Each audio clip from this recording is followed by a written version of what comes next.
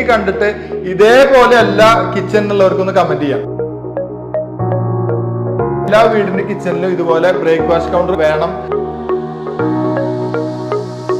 ഇതിന് വെള്ളം ചെതല് ഒന്നും പ്രശ്നമില്ല.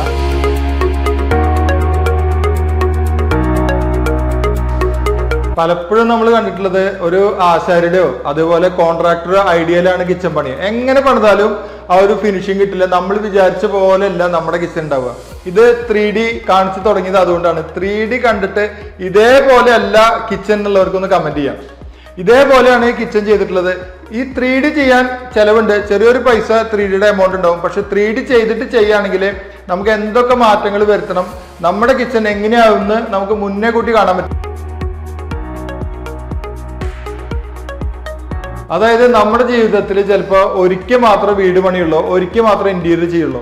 അപ്പൊ ആ ഇന്റീരിയർ ചെയ്യുന്നത് നമുക്ക് കംഫർട്ട് ആവണമെങ്കിൽ 3D ആദ്യം ചെയ്ത് നമ്മളത് കണ്ട് വെരിഫൈ ചെയ്തതിന് ശേഷം മാത്രമേ ചെയ്യാൻ പാടുള്ളൂ. പിന്നീട് ഒരു ഖേദപ്രകടനം നടത്തിയിട്ട് യാതൊരു കാര്യമില്ല. അതുകൊണ്ട് 3D ചെയ്തിട്ട് തന്നെ കിച്ചൺ ചെയ്യുക. പലരും പല ഐഡിയകൾ പറഞ്ഞു തരാനുണ്ടാവും. അങ്ങനെയല്ല ഇങ്ങനെയല്ല എന്നൊക്കെ പറയും.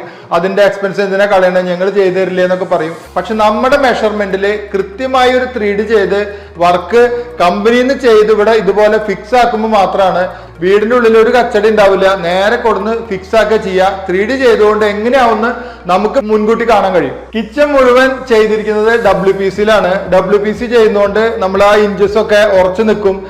സാധാരണ കനം കുറഞ്ഞ ഡെൻസിറ്റി കുറഞ്ഞ ബോർഡ് കൊണ്ട് ചെയ്താല് ഇഞ്ചസ് കറക്റ്റ് ആവില്ല. അതുകൊണ്ട് കുറച്ച് വില കൂടുതലാണെങ്കിലും ഇഞ്ചസ് ഒക്കെ ഉറച്ചു നിൽക്കാൻ വേണ്ടിയിട്ട് WPCയിൽ തന്നെ ചെയ്യാൻ എല്ലാവരും ശ്രമിക്കുക. എക്സസറീസിന്റെ കാര്യത്തിലൊന്നും ഒരു കോംപ്രമൈസും വേണ്ട. അത് ഏറ്റവും നല്ല ബ്രാൻഡില് നല്ല സോഫ്റ്റ് ഗ്ലോസുകൾ തന്നെ ഉപയോഗിക്കുക. ഇവിടെ ഉപയോഗിച്ചിരുന്നത് മിക്കവാറും പ്രൊഡക്റ്റുകളൊക്കെ സാംസങ്ങിന്റെ എക്സസറീസ് ആണ്. നമ്മൾ സാധാരണ നാനോ ടോപ്പ്, കൊറിയൻ ടോപ്പ്, അതേപോലെ ഗ്രാനൈറ്റ്, ആർട്ടിഫിഷ്യൽ ഗ്രാനൈറ്റ് ഇതൊക്കെ ഉണ്ട്. ഇതിൽ ഉപയോഗിച്ചിരുന്നത് RAKന്റെ ടൈലാണ്. കിച്ചന് വേണ്ടി മാത്രം വരുന്ന ടൈലാണ്. ഫുൾ ബോഡി വെട്രിഫൈഡ് ടൈലാണിത്. അതുകൊണ്ട് കിച്ചന് ഉപയോഗിക്കുമ്പോൾ ജോയിന്റുകൾ വളരെ കുറവായിരിക്കും ഇതിന് മുകളിൽ ഉണ്ടാവുക.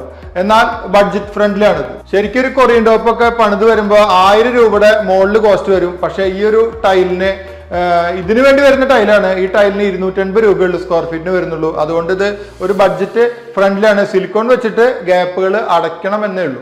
ഈ കിച്ചണിൽ ഇതേപോലെ ഒരു ബ്രേക്ക്ഫാസ്റ്റ് ടേബിൾ ചെയ്തിട്ടുണ്ട്. സ്പേസ് ഉണ്ടെങ്കിൽ എല്ലാ വീടിന്റെ കിച്ചണിലും ഇതുപോലെ ബ്രേക്ക്ഫാസ്റ്റ് കൗണ്ടർ വേണം.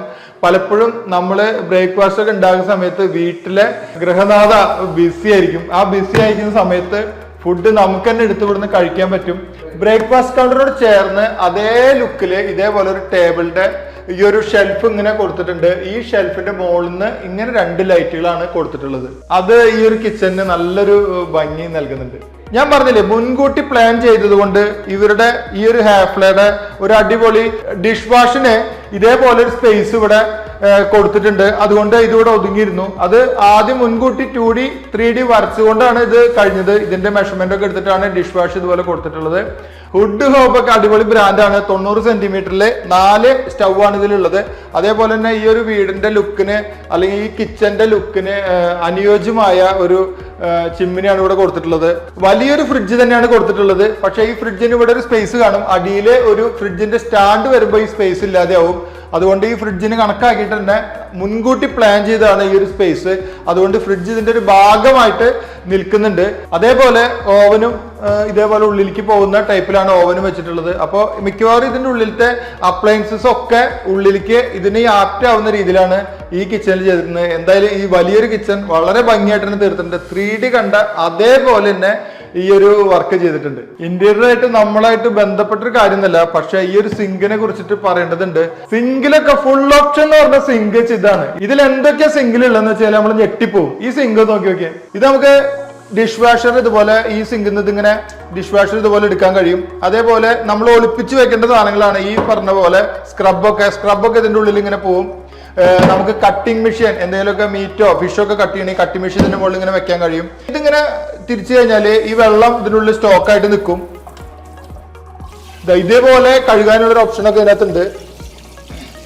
ഇത് ഫൗണ്ടൻ പോലെയാണ് ഈ ഒരു സാധനമൊക്കെ വരുന്നത് കേട്ടോ. ഈ ട്രയാങ്കിൾ നീക്കി വെച്ച് കഴിഞ്ഞാൽ കഴുകാനുള്ള സാധനങ്ങൾ ഇട്ട് കഴിഞ്ഞാൽ ഇതുപോലെ കഴുകാം. പിന്നെ ഇതിങ്ങനെ വലിച്ചു കഴിഞ്ഞാല്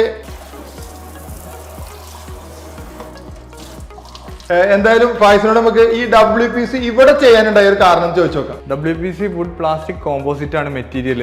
അത് ഇൻസൈഡ് നമ്മൾ മൈക്ക് ഒട്ടിക്കേണ്ട ആവശ്യമില്ല, ഓൾറെഡി നല്ല ഫിനിഷ്ഡ് ആയിട്ടാണ് വരിക. പിന്നെ അതുപോലെ തന്നെ ഇതിന് വെള്ളം ചെതല് ഒന്നും പ്രശ്നമില്ല.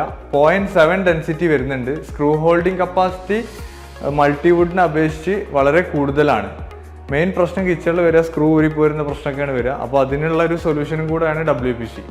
ഇപ്പോൾ WPCൻ്റെ വാതിൽക്കട്ടിലുകൾ എല്ലാ ഗേറ്റ് പാനലുകളൊക്കെ WPCയിൽ ഇപ്പോൾ വരുന്നുണ്ട്. അത്രയും പുറത്തിടാൻ പറ്റിയൊരു മെറ്റീരിയലാണ്, വെള്ളം ഒന്നും ഒരു പ്രശ്നമില്ലാത്ത മെറ്റീരിയലാണ്.